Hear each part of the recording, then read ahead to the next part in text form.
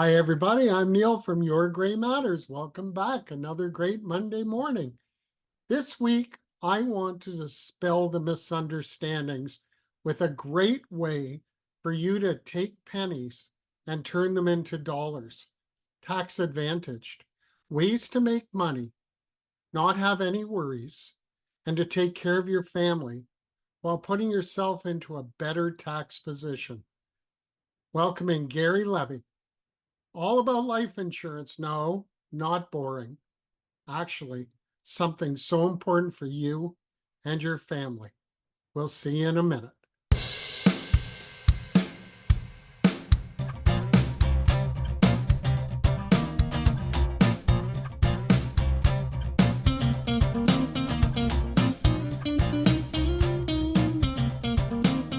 Hi, everybody. I'm Neil, and welcome back to the Your Gray Matters podcast. We hope that you had a great week.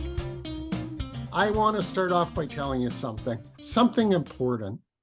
There are worse things in life than death. Have you ever spent an evening talking to a life insurance salesperson? Woody Allen said that, and he was trying to be funny, but today on Your Gray Matters, I'm going to challenge that, because I also know that life insurance is the only tool that will take your pennies and guarantee you to get back dollars. Life insurance is not boring. Life insurance is not anything that should make you want to tune out. In fact, life insurance fits in beautifully with Your Gray Matters podcast because, as you know, we believe that the human mind cannot be defeated. We provide you with solutions. I call them miracles. They already exist, but you may not be aware of them. You think you're aware of life insurance, but I wonder if you really know what it is, especially if you got this colored hair, and whether you have gray hair or no hair, like our guest today, or red hair. But come on, we know what's under that red hair. This is for you because life insurance, of course, protects your family. God forbid if you're not here. But let me tell you, it can tax advantage you. It can take care of your loved ones when you've lost your ability to make money. That's what you can do in this life, make money. But when you pass away, life insurance allows you to keep making money for your family. How about if you want to invest, but you have a low tolerance to risk? That's fair. With life insurance, and our guest today can help you with this, you can actually protect your capital while you're investing. Life insurance is one of those miracles that everybody thinks that they know about. But let's learn a lot more about it today. I want to welcome our guest, a renowned life insurance professional. Yes, I've known him for many years. He's a personal friend, but I happen to know that without this man, Garry Levy, a lot of people would be suffering. He has changed their lives, and let's be blunt, he has changed their deaths. Garry, welcome to Your Gray Matters. We are just thrilled to have you here today. Thank you, Neil, for the introduction, and it's good to see you again this morning. Thanks. And everybody, let me tell you about Garry Levy, because we're going to have a lot of questions. This will be an intro, but we want to talk about insurance, especially if you have our more senior years. But for the younger folks watching, life insurance allows you very well to protect yourself and prepare for the gray-haired years. Garry was raised in Hamilton, Ontario, and he has a BA in economics from McMaster University. And then he went on to get all kinds of life insurance designations. We're going to talk about some of those designations. He has such an extensive background in financial services industry. He's a successful insurance broker. He's been a sales manager. He is an entrepreneur. He's a managing general agent. We'll talk about that. But his company, of which he's the president and the CEO, it's called Strategic Alliance Financial Group and Group of Companies. We know it as SAFG. Garry has comprehensive knowledge on products, services, and concepts that are utilized in his industry. Heck, he helps to manufacture some of those products that you can take advantage of. Over the years, he has established expertise in the business insurance market, and he really knows employee benefits. He's been active in designing and manufacturing life insurance, like I said, but also disability insurance, employee benefits plans. And that industry is changing like crazy. And Garry is at the forefront of this change. Garry is also very active in the industry, served on numerous local boards. He is a CLU, Chartered Life Underwriter. We're going to come back to that during this interview with Garry. Garry's also so generous. He donates his time. He's a long-standing moderator of certified planners and for the Chartered Life Underwriters Association. But he is community involved. He's so community-minded. He's been a part of a lot of great organizations. He's a past president of Viceroy Reading Lodge of B'nai B'rith, and he was a fundraiser for the Ontario March of Dimes for many years and the Make-A-Wish program. Garry's a grandpa. He has 3 kids. He has 4 grandchildren. He has a wonderful spouse, and he just brings joy to his lives, and everything is going along great, and everything's just wonderful. But during this discussion, we're also going to talk about how life smacked Garry in the head about 8 or 9 years ago when he suddenly discovered that he too had cancer. Thank God Garry is a survivor, but having life insurance, I'm sure, made that terrible journey just a little bit easier. Garry, welcome to Your Gray Matters. Thanks for coming on today. Yeah, thank you for the introduction. It's very kind of you, Neil. Well, we want to thank you for what you do. Garry, I want to start right off and get people to understand you and know who you are, as well as the industry. So, Garry, why a life of insurance sales? Why did you pursue life insurance? Yeah, that's a good question, Neil. I went through many years ago, over 40 plus years ago. I was in the banking business. And we had a client who was in the life insurance industry. And I found him very fascinating to speak with on a regular basis. And he described what he was doing. And in events like we're talking about now for life, we talked about we were in the money business, being in the banking business. And in reality, he put things in perspective for me. He was in the money business. It's just that they had money in different form. And it was fascinating to find out how his money worked versus the way our money worked. So I explored it, and I took the opportunity to investigate it in great detail. And I thought this was a great way to help others become financially successful in life and protect them as well. And so it gave me a sense of ownership in helping people get to where they wanted to go on a personal basis. So I took the plunge and I decided I would move forward and go into the life industry. And in fact, you really have made an impact on people's lives through life insurance and many of the other things that you do. I'm fascinated by life insurance, Garry, because people seem to think that it's not an exciting topic. But as I said it when I started off, life insurance can do so many incredible things. You can tax advantage yourself if you have to, if you're in business. You might be able to use life insurance to help you access retained earnings if you have a corporation. But more than anything, I think that it brings peace of mind for a family. Let me ask you, though, there are a lot of misconceptions. What do you think some of those misconceptions are, Garry? And what do you say to those misconceptions? Well, I've heard since 40 plus years now, I don't want to be insurance poor. I've never seen anybody in my entire life insurance poor. I've only seen them poor if they run out of money. And in the event certain life-changing events occur, death, disability, retirement, critical illness, what do people need? They need money. Yep. And so what life insurance does, and people don't know the flexibility of the programming that's out there today, it does bring money when you need it most. And I can remember back many years ago when I ended up taking care of my first death claim. It hit home at the time. Everybody was offering condolences. The banks and all the other lenders of any kind, including bills and property taxes, mortgages, etc., they were looking for how they were going to be secured for their money because they know life continues on even after death. And so they brought worry to the survivors.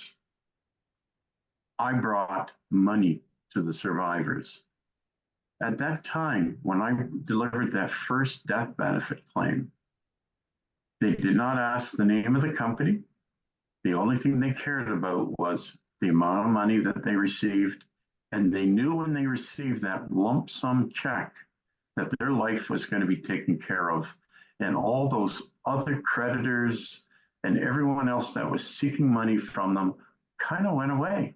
And it created a sense of security emotionally, but financially it actually created life-changing events for these people so they could remain in their current lifestyle and that their life was going to be all right.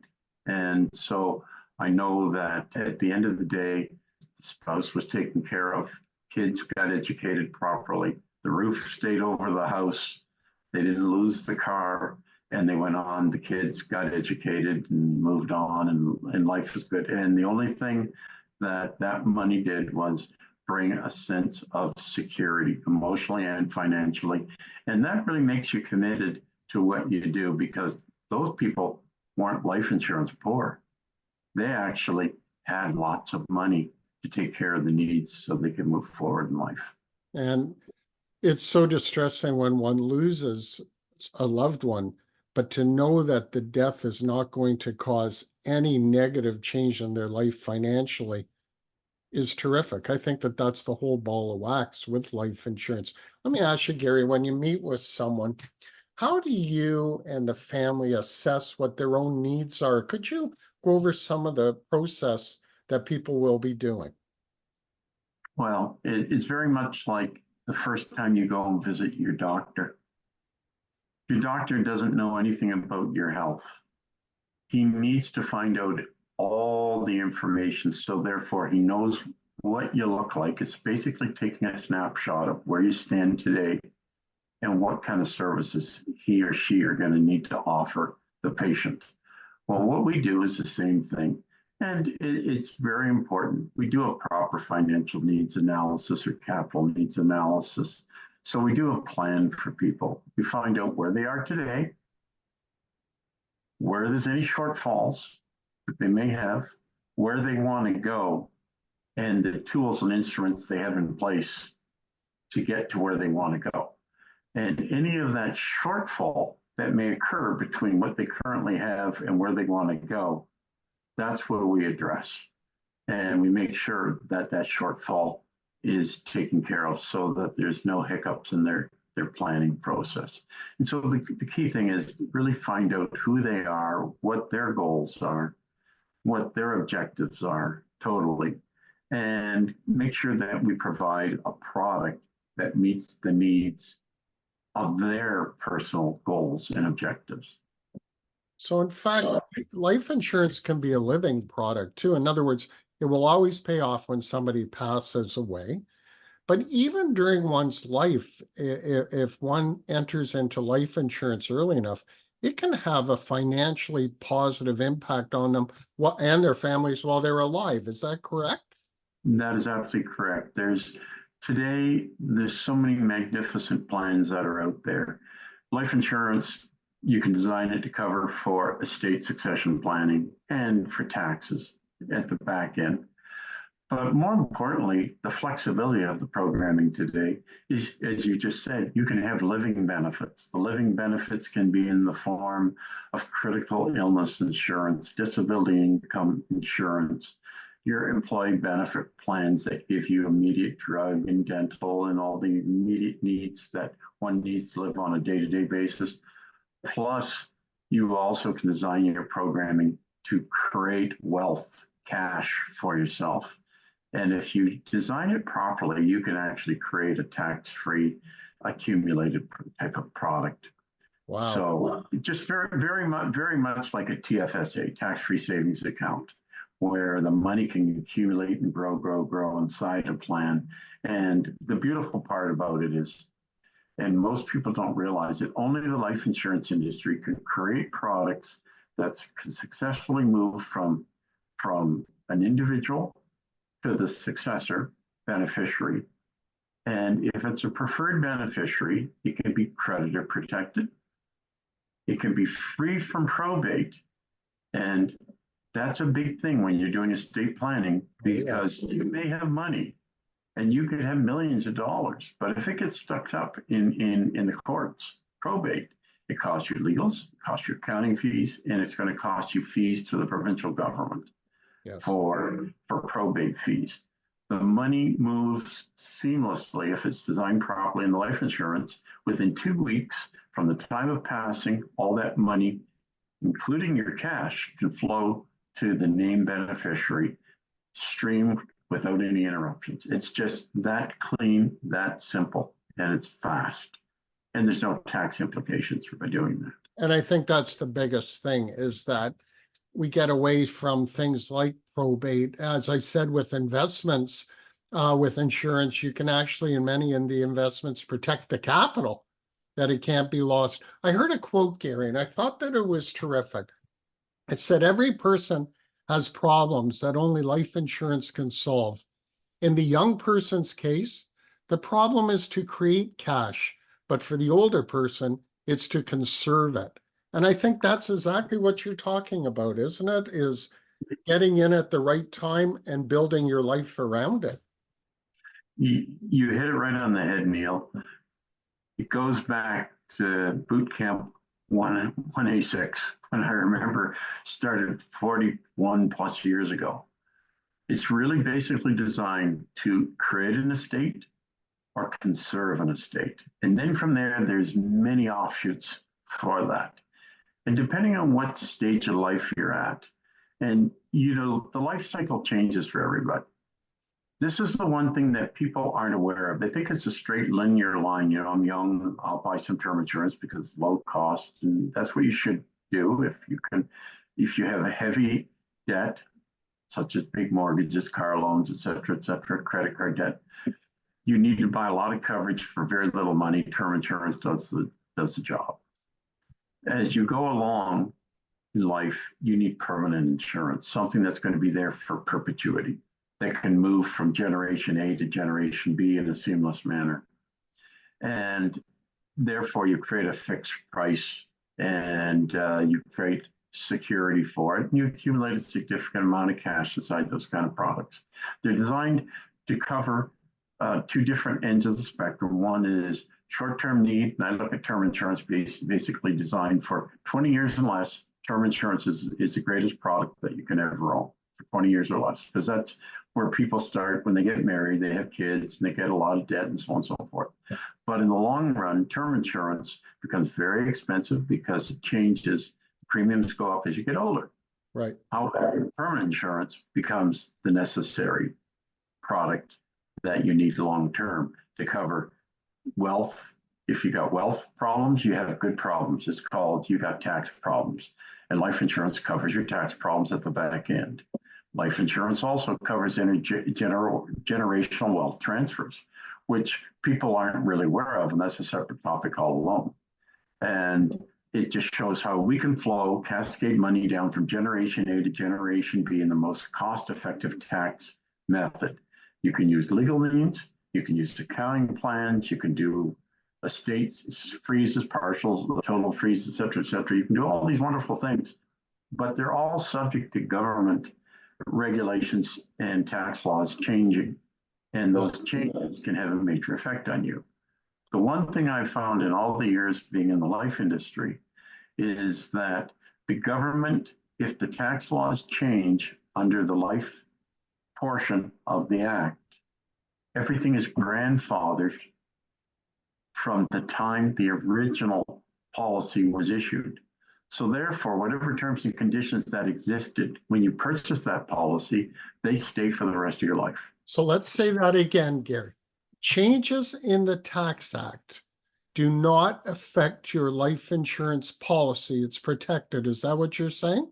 It's protected based on the time that you purchased it under the Tax Act at that time. Yes, it gets grandfathered. So therefore, when we look at policies, you see they call it G1, G2, now it's the G3 government regulation for taxation.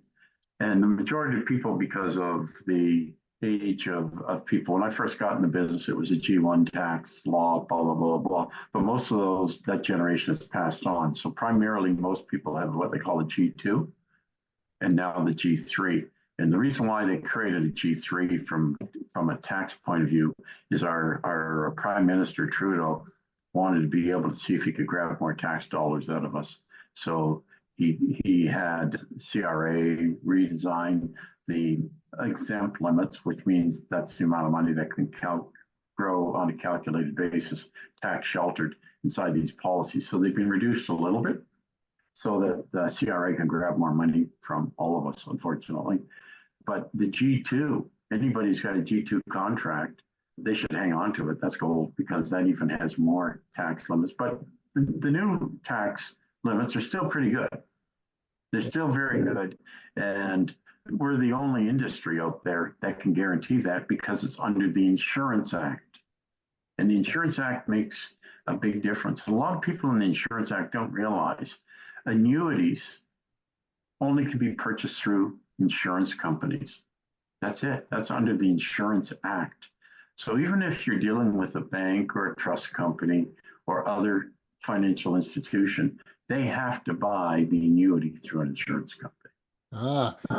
They don't have an option, because it's an insurance contract exclusive to the insurance industry. Ladies and gentlemen, this is huge, and you need to understand it more. So what Gary is saying is there are tremendous tax benefits that we have in our beloved country under the Insurance Act that should be enough for you to take a look at life insurance for now and for the future. Gary, I want to move on to our gray-haired people who are watching us.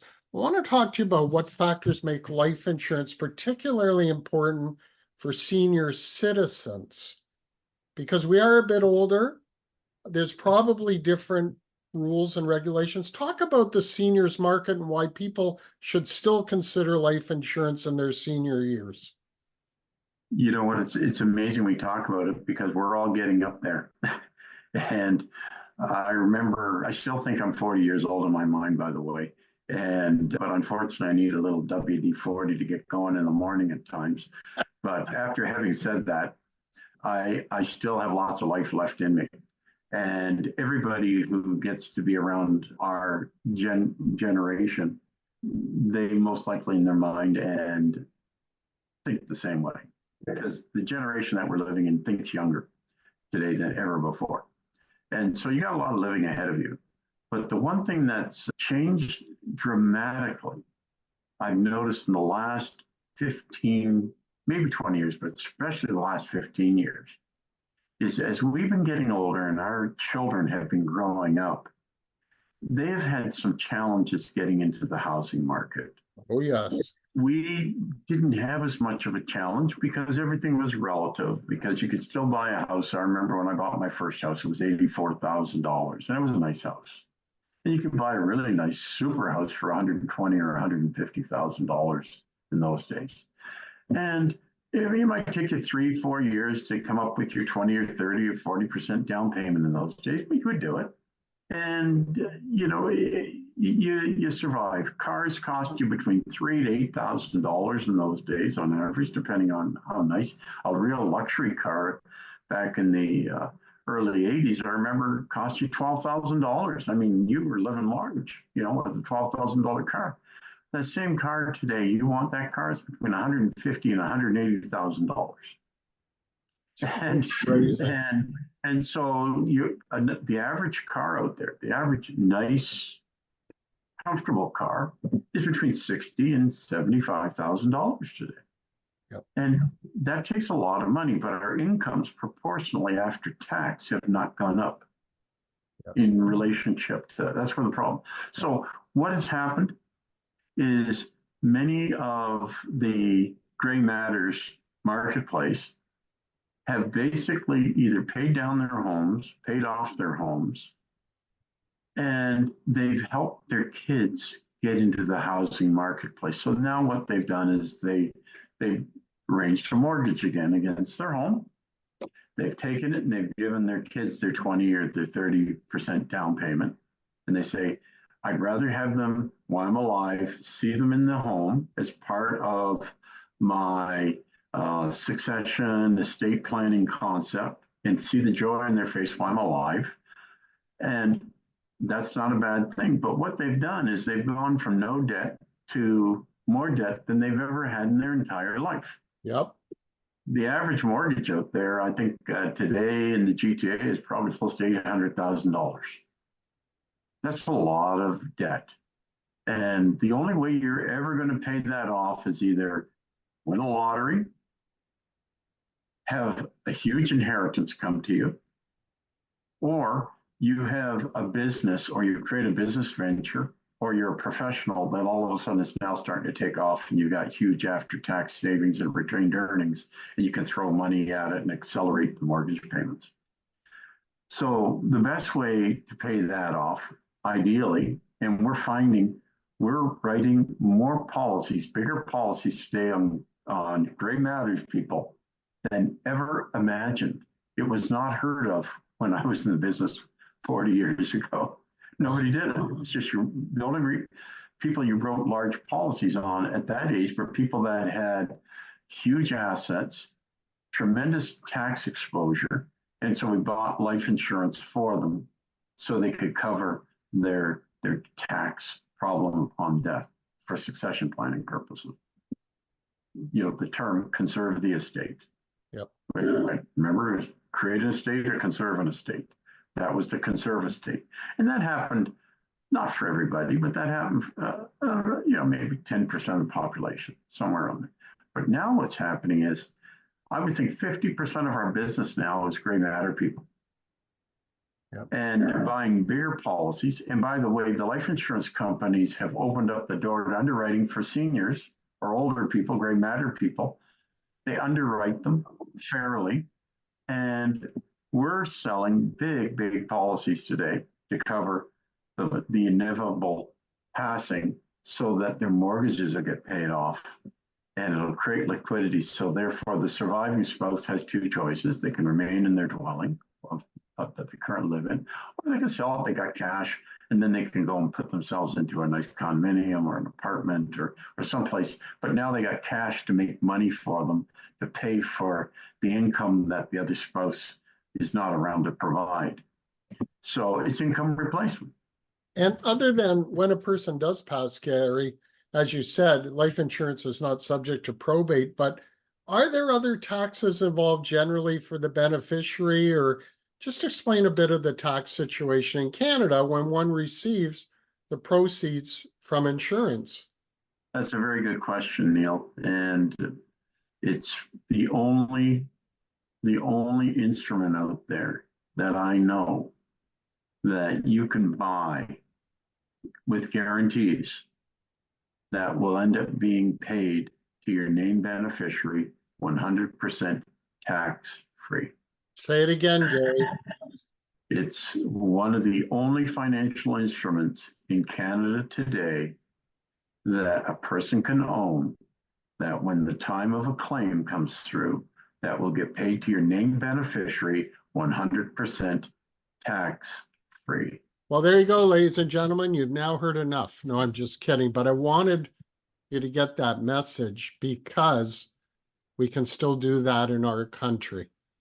And I defy you to find another way to pass not only your love when you pass, but your money to your beneficiaries, named beneficiaries, tax-free, and not going through the probate process, which saves taxes. Correct? Oh, very much so. One thing that's interesting is because money to the United States, I talked to a lot of my friends in the United States, and this is the one thing that's still very good about Canada. We have a lot of heavy taxes in this country, Yes. but people flock from state to state to move into a state in the United States to create that domiciled residence for tax purposes, because many states in the United States have estate taxes. Yep. And so they try to find a haven that is a tax-free estate tax state. And so they'll move down there. But the one thing that they can't avoid is life insurance gets added up to their total net worth. And when you're above a certain net worth, then you're subject to certain taxes in the United States. So if you had a $10 million or $20 million, let's say $20 million, and there are people in the States that have lots of $10 million policies plus your other assets. So let's say you pass away $10 million and then you got 10 million of other assets, you're now at 20 million, and the magic tax threshold, depending on the powers to be, in other words, whoever is in power and decides to set the tax limits, it could be 8 or 10 million or $7 million, whatever it might be. Anything above that would be subject to estate taxes in the United States. It could be subject to tax. But not in Canada, right, Garry? Not in Canada. You could have your home is tax-free the way it stands right now, and your life insurance is tax-free. So, Garry, let me ask you a question, though, because you raised such an interesting point. $10 million policies, $7 million policies, the cost of housing, etc. There must be limits, though, on how much a Canadian can buy in life insurance. In other words, could anybody just come up if they could afford and buy a $20 million policy? There must be some rules with it. And I think people should be aware of that if there are. Yeah, there's underwriting regulations, and each life insurance company has a maximum amount that they can issue. Okay. And our organization, we're a managing general agency, so we deal with every company in Canada. So our favorite company is the one that you end up owning. We don't really care. Okay, so the bottom line is we're just looking for the solution. Okay. For people's problems, and so we have every product that's out there in Canada today. So, and some companies fit better than others under specific circumstances, and then we'll recommend that. But based on that, each company has what they call reinsurance treaties, which means that insurance companies have other insurance companies that back the assets of the company, so that they have the ability to create liquidity to be able to basically think about it, lend or issue policies up to a certain amount. Well, actually, and there's companies out there, 25, 30, 35, 40, $50 million you can get. And at one time, we never needed those amounts, but today things have changed, and most of the companies we deal with will give us 25 plus in $1 million of coverages. wow. And there is, believe it or not, a demand for that, because there are people who have accumulated a significant amount of assets, and we have to end up insuring the risk for them to protect them, to create liquidity. So you So, said but let me just finish here. Sorry. I apologize. But you asked me one question. Are there requirements for maximums? Yes, they look at total assets. They look at the insurance company. We have to underwrite it from a risk side of it, just like a loan, if you think about it. We look at the assets and liabilities. We look at the ability to pay the premiums. Then they look at aspects of your health. And the other aspect is they look at your moral character. Hmm. And your moral character is determined by lifestyle, the way of your lifestyle, whether you're into alcohol, drugs. If you're constantly speeding, for example, on the road, you're considered a risk. And it depends on, because they do checks on everything, by the way. And there isn't anything out there, and I hate to say it, that you can hide today. I just went through one yesterday for $15 million, and I know everything about this gentleman. Of course, it stays confidential within our organization. But the bottom line is, he was questioning, how do you find that information?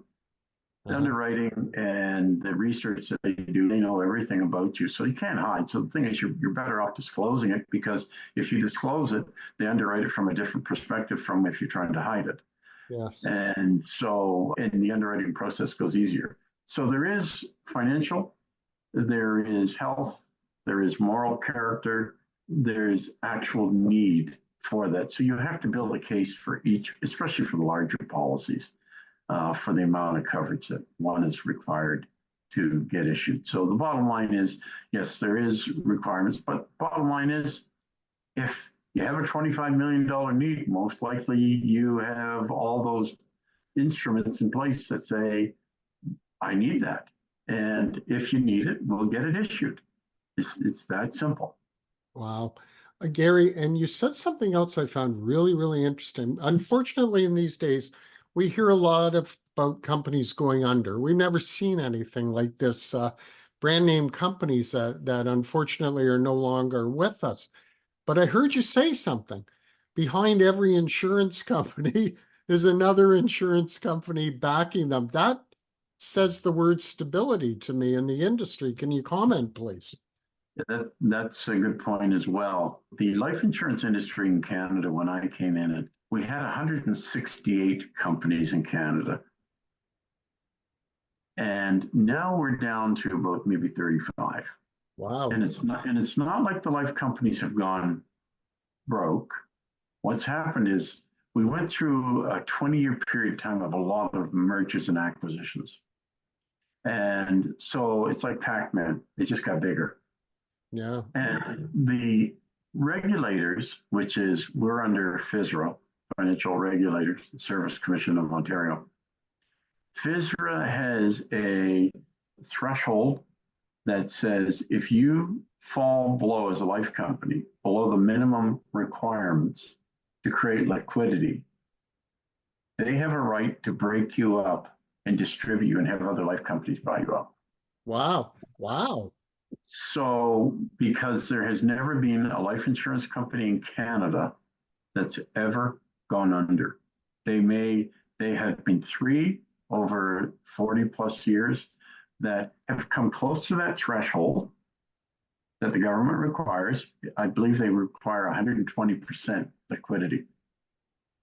So where the banks, I believe, are at 105%, but the life insurance companies have to be at 120. Wow. So if you fall below that 120 range, you're on notice. I'm talking about from FSRA. Yes. Then what happens is they have to take a look to see how you're going to shore that up to get it 120 and above. Okay. And if that doesn't fit in a fast enough manner for them, then they'll just take the bull by the horns and they'll just talk to everybody and say, okay, we're going to dissolve this company, but it's going to be sold off to all these different carriers out there. And so, but right now, all the companies out there are over 120% liquidity, which is good. So that means for every dollar that they owe, they got, they got 20 cents surplus. That's very, very good, because that's clearly billions of dollars that we're talking about in 20 cents. Garry, Yeah. you just raised an interesting question for me. So I have gray hair, I have grandkids, I have kids. Let's turn a little bit of an interesting corner. Garry, if I want, not me, but if people want to go into the life insurance industry and build their careers around that, what's the drill nowadays? How can you get in? You know what? It's changed since when I first started. When I first started, it was everybody had to be affiliated with an agency or a life company. And then they had branches, like a bank would have branches. And those agents would work in those branches, report to a branch manager, and work strictly out of that. And that was the company that they sold. Now we're in this world of brokerage distribution. And under brokerage distribution, all the brokers out there are they're really by law called life agents, not life brokers, but we use the word broker loosely. But under the legal aspect, it's life agents. All the life agents initially now, they have to be sponsored by a life company, and they have to have a company like Strategic Alliance Financial Group, our company, basically be responsible for training and developing these people. Okay. And they have to be supervised. It's a supervisory role that we provide, and to make sure that these agents are doing the right thing for the right reasons. They have to follow all the compliance regulations that are set out by the financial regulators. Because if you go outside that box, you lose your license. Mm-hmm. As simple as that now. And so with the way that they're doing it, so we're basically an organization that's established well enough that people can join us. And there's a number of them out there, by the way, other good agencies throughout the province of Ontario and throughout Canada, really great organizations. They do the same thing. And so it's a little more challenging today, but you have to get connected to somebody who will train and develop you and invest in bring your career along. And you don't get to broker business just freely just because you think it's the right thing to do. You have to do everything on a proper, regimented manner, and you have to follow policies and procedures. And there is no flexibility beyond that. It's always looking at the consumer's best interest. That's what they're doing. Yes, of course. And so they're trying to protect the consumer. And we only hear about the bad people out there. And by the way, the bad people are the 1% to 2% of the marketplace. Sure. But there's 98% that are really, really good people out there. And then there's 10%, is like in any industry, that are the elite in the industry. Mm-hmm. And it's just like everybody else. You know, it doesn't matter whether it's in the auto manufacture, distribution, a steel industry, grocery industry, whatever industry that you're in, legal, accounting, et cetera, there's always the elite of the elite. And they create markets and their niches for themselves, and they get to be known. And you just try to create that brand of saying, here's what we do, and here's the services that we provide. Yeah. And so it's a different challenge today, and it takes a little bit of time too, because you got to go through these pre-qualification exams set out by the regulators and things like that. But at the end of the day, once you do get through it, it takes you between a year to maximum 2 years, depending on the speed of yourself. You then are then eligible to be licensed. And then once you get licensed, you got to get sponsored, and then you've got to be trained from the organizations like ourselves. This is really good information, ladies and gentlemen. If you're thinking about a career, or if you have children or grandchildren, you might want to reach out to Garry to learn more about it, because it is a great industry. It literally saves people's lives, especially if there's been a death in the family. Garry, just before we wrap up, I want to touch on a personal thing with you, because life gets in the way. And I have known you for a long time, and we remember the days. But I think about 8 years ago, you were shocked yourself finding out that you have cancer. Thank God you're still with us, but you've been in the battle. This is not meant to be self-serving, ladies and gentlemen, at all. I want to just say, Garry, I suspect that because you have life insurance yourself, some of the sting must have been lessened as you've gone through this. Would you comment on this, please? Yeah, back in April, Neil, of 2013, that's when I found out I had cancer, and I ended up getting mouth cancer.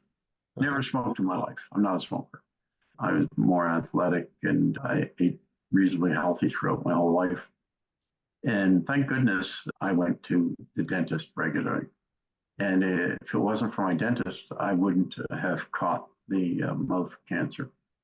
Wow. And so I'm thankful for that. And I let them know that on a regular basis. But by the way, 90% of the mouth cancers that are caught, and they're on the rise, by the way, in Canada, are caught by the dental field. So it goes to the dental field for helping them. But it's like anything else. You know what, we go through life and we assume that life will be perfect and, oh, yeah, that'll be the other person. It won't be me, and so on and so forth. And what I always tell people, and I always said that before I even had cancer, you buy insurance, life insurance, disability insurance, critical insurance, or your investment products you can buy anytime. But more importantly, life, disability, and critical illness insurance are the three critical ones based on medical information. Buy them when you're healthy, when you're feeling good, when everything is good, because you never know what turn life might take for you down the road. Everybody wants insurance, whether it's life, disability, or critical insurance, as soon as they get sick. Yeah. Or they're being pre-diagnosed that they might have that. I get calls saying, hey, you know what, I'm going through this pre-testing here on cancer. I understand that you're very good in that area. Could you get me coverage? Well, depending on the kind of cancer. By the way, if you do have cancer and it's being treated, we still, and it's the right kind of cancer, I can get you coverage. I've got a carrier that covers that. Wow. So, because what we have done through our actuarial studies, because we have some actuaries that work with us in our company, we have found out that about 73% of the Canadian population, as we're going forward, based from our generation onwards and the younger generation, will come up with some form of cancer in their lifetime.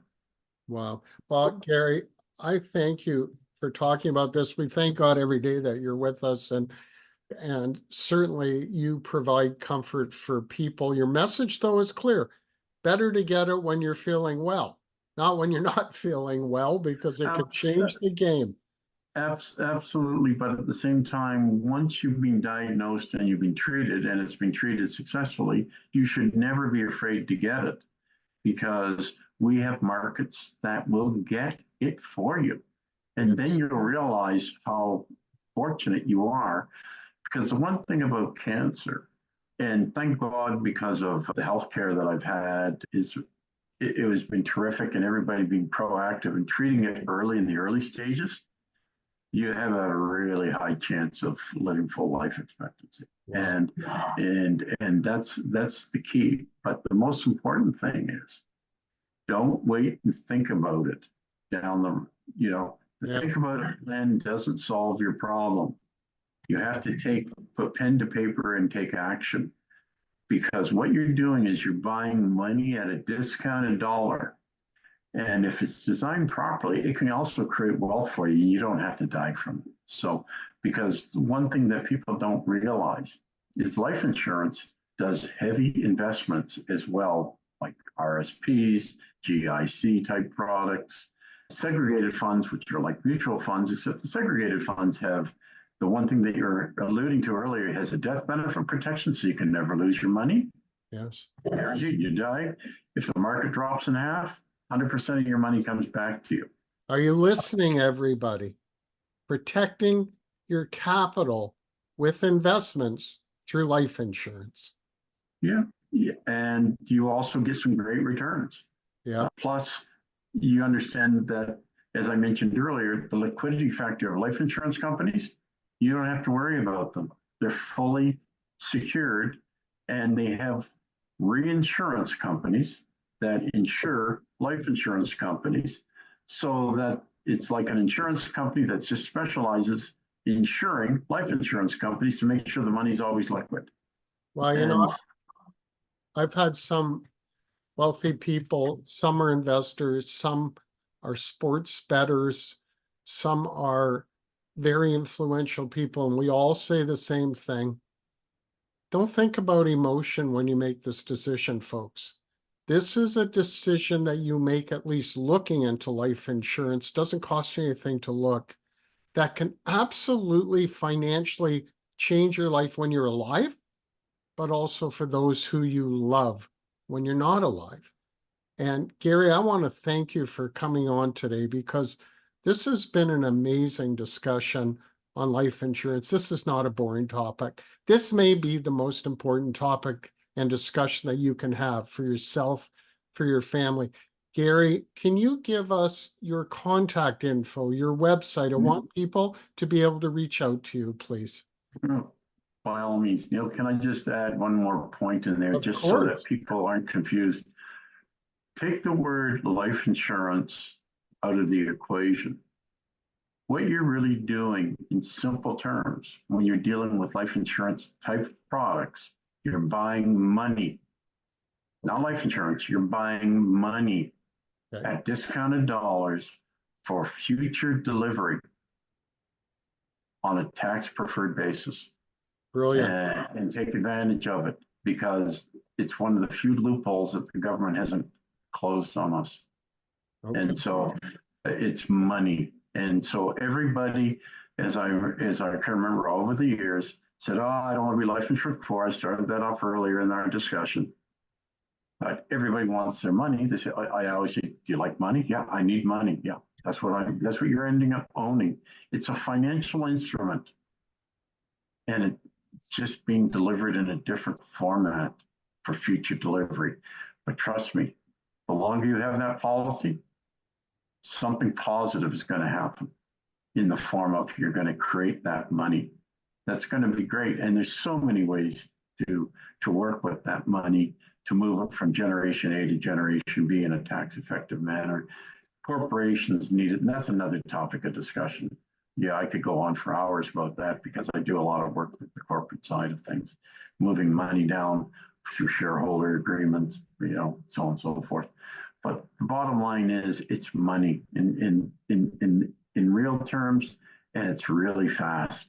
You don't have to wait very long for that money. And that's the most beautiful part about it. Well, And it's great. Garry, How thank you. It's real simple. You can reach me through our website. It's just www.safg.ca. Real simple. SAFG, Strategic Alliance Financial Group.ca. You can reach me directly through my email. First initial, last name, everybody in our company. That's what they've got. So it's G is for Garry, Levy at S as in Sam, A as in Alpha, F as in Frank, G as in golf.ca, SAFG.